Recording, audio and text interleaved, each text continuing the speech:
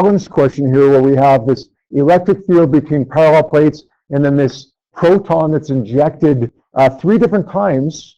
The first time it's injected at a speed of 5.5 times 10 to the 5, going from position A to B. The second time it's injected and it's going from position B to C. And then the third time it's injected and it's going from position A to C. And we want to find out what's happening in those three different scenarios. A couple other things that we want to find as well for this.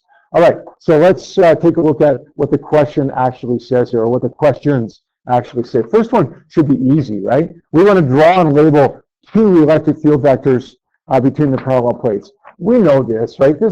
Don't get this one wrong, for heaven's sakes. The electric field always points away from the positive and toward the negative. So question one, the electric field vectors are just going away from the positive and toward the negative. Done. There's 1 point if this was a test. Question two, we want to draw and label an electric force vector on the proton at each of the three positions. So electric force on a proton. This is a positive particle at three different positions. Which way is the force? If the field is upward, then the force is? If the field is upward, then the force is upward. Are you sure? I'm positive the force is with the field. Yeah, so we're going to say the electric force is upward in all three cases.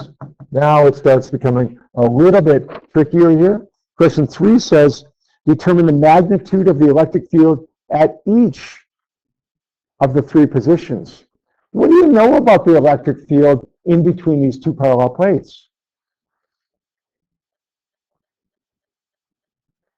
Listen, guys, we have two parallel plates with electric field lines parallel to each other, equidistant apart. That tells us that we have a blank electric field. It is a uniform electric field. So the electric field is the same everywhere there. We don't have three calculations to do here. If we calculate the electric field at one point, then that's the electric field everywhere between those plates. Don't do three calculations when it's not necessary. And don't get thrown off by these 3 centimeters, 4 centimeters, whatever. All we care about here, guys, is the potential difference between the plates and the distance between the plates. What's the potential difference? Tells us it's 20 volts. And the distance between the plates is 6 centimeters, 0.060 meters. Not 3, not 4, not some hypotenuse. Doesn't matter here, guys. Okay, what matters is what's the potential difference between the plates and the distance between the plates. I'm going to say 20 divided by 0.06 gives me 333.333. I'm just going to write down the unrounded number in case I need to use that for another question. But rounded to 3 digits, it would be 333 volts per meter, or you could say 333 newtons per coulomb would be correct as well. And it's the same for all of them. You don't need to do it 3 different times. It's the same electric field at all 3 positions or at any one of the other infinite positions that exist between these parallel plates. Don't make it harder than it has to be. 4, what's the magnitude of the force on the proton at each of these 3 positions? Listen, we have an electric field producer equation for a uniform field. We have an electric field experiencer equation for a uniform field. Let's rearrange it to solve for force. Q times E. Proton is 1.6 times 10 to the minus 19 coulombs times the field that we just calculated, which gives us a value for the force of 5.33 times 10 to the negative 17 newtons. I should have written down the unrounded number because I'm probably going to use that in the next question, but let's pretend I have it stored in my calculator. Now, are there 3 calculations to do here? If the field is the same everywhere, then the force on the proton is the same everywhere. And if the force is the same everywhere, then the acceleration is the same. Because to find acceleration, we've done this before, A is F over M. We're going to say 5.3333 times 10 to the minus 17 newtons divided by the mass of the proton, which is 1.67 times 10 to the minus 27 kilograms, gives us an acceleration of 3.19 times 10 to the 10 meters per second squared. And we've seen an acceleration in that range, 10 to the 10, 10 to the 11, quite a few times for a charged particle. Doesn't mean that it can't be faster, doesn't mean that it can't be slower. But when I see 10 to the 10, the number of times I've seen something like 10 to the 10 over the last several days, feeling pretty good about that number, right?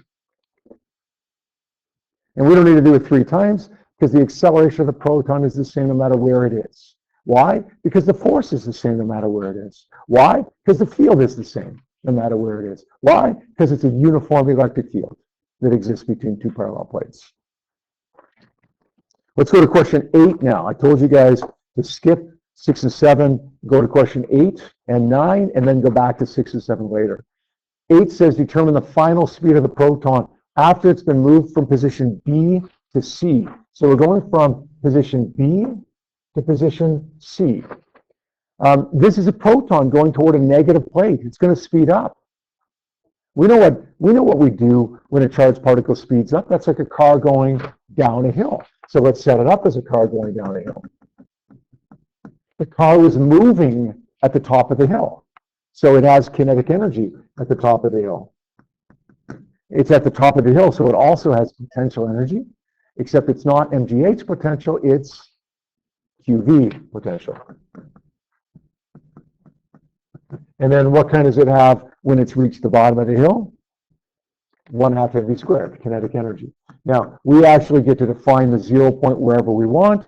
We've talked about this many times now over the last 2 days. We're going to define the 0 point almost certainly either at the beginning or the end. And when you're going down the hill, it makes sense to define it at the end. Okay? So let's sub our numbers in here. 1.67 for the mass of the proton. The speed of the proton was 5.5 times 10 to the 5, the initial speed that is. Don't forget to square it. The charge of the proton. Now, what's my potential here? If we're defining my final potential here at point C as 0, what's my initial potential? 20? No. No, Ian, what is it? Why is it 10? Where'd that come from? Yeah, look, the distance between the plates is 6 centimeters. We've gone halfway. We've gone 3 centimeters. So the potential difference between B and C is not 20, but the potential difference is 10 because we've gone halfway down the hill. Does that make sense, you guys? So let's make my potential difference there 10 volts. That's a tricky one, eh? That's a tricky one. A lot of people are going to put 20 for that. You got to figure if that's a multiple choice question, that's going to be one of your options as well. Mass is 1.67 times VF squared. I'm just going to write the number down here just in an effort to save a little bit of time. I'm going to assume you can do the math on this one. Gives me 5.52 times 10 to the 5 meters per second. Does that seem reasonable? Sure. I was initially going at 5.5. Now I'm going at 5.52. It's sped up. Right? Should have sped up. Now, what's the work done in moving it from position B to position C? There's 2 ways that you can do this question. 2 ways that we can do it. One, we can say work. Remember this from Physics 20? Remember that? What's the force? Well, the electric force is 5.33 times 10 to the negative 17. My distance is 0.030 meters. Didn't move the whole distance across the plates. It just moved from B to C, 3 centimeters. What's theta? The force is up. The displacement is up. Theta is 0. What's cosine 0? 1.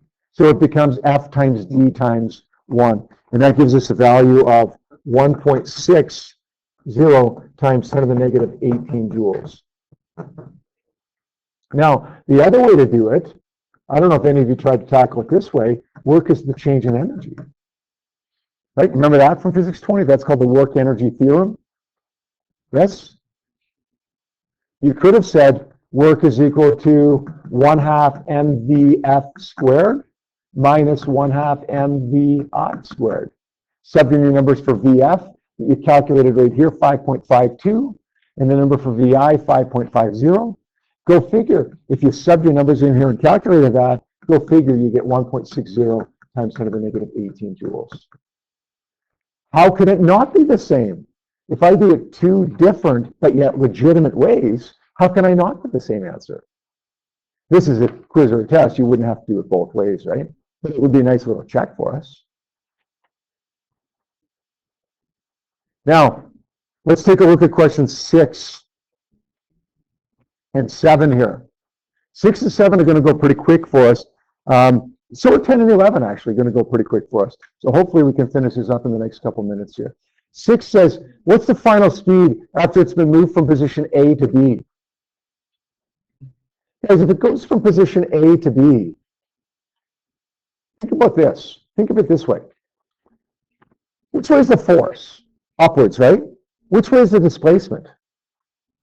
To the right, or to the left, I guess it would be. To the left, right? What's the angle between the force and the displacement? What's that angle? 90 degrees. Okay, so let's do question 7 first, actually.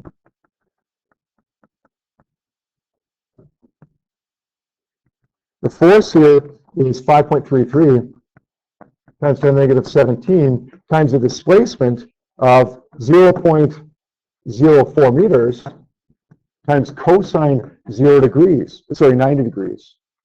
What's cosine 90? 0. So the work done is 0.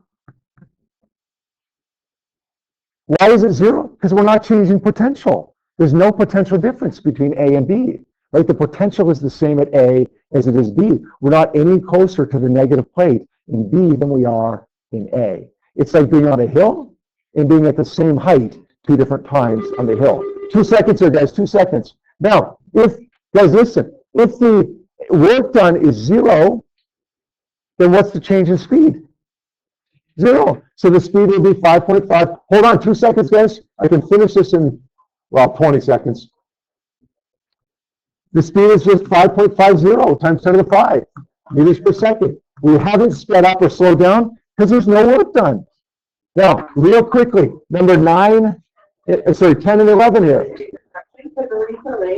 The final speed of the proton when it moves from A to C, don't make this harder than it has to be. The horizontal, we just learned in questions 6 and 7 that the horizontal doesn't matter.